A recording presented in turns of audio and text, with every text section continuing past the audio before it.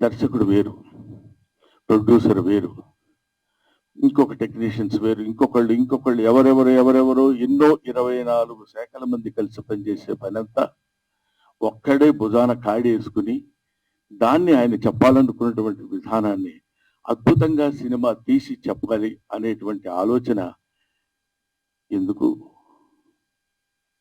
మీకోసం, ప్రజల కోసం, పేద ప్రజల కోసం.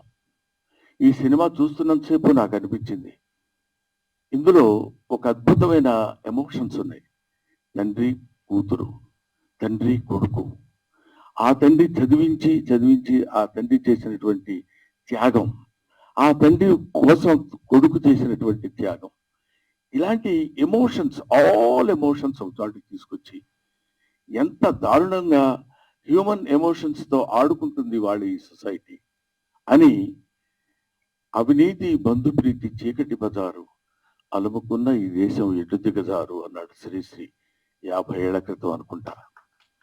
కాబట్టి వాళ్ళన్న మాట కాదని, దాన్ని ఇవాళ వరకు ఎక్కడ ఏ రకమైన సమస్య ఉన్నా ఈయన ఒక అద్భుతమైనటువంటి రీతిలో దాన్ని మామూలు మనుషులకు కూడా అందుబాటులో ఉండాలి అని కష్టపడి సినిమా తీసి మీకోసం, తన కోసం కాదు, తన ఈ చొక్కా, ఈ ప్యాంటు, అదే తన జీవితం.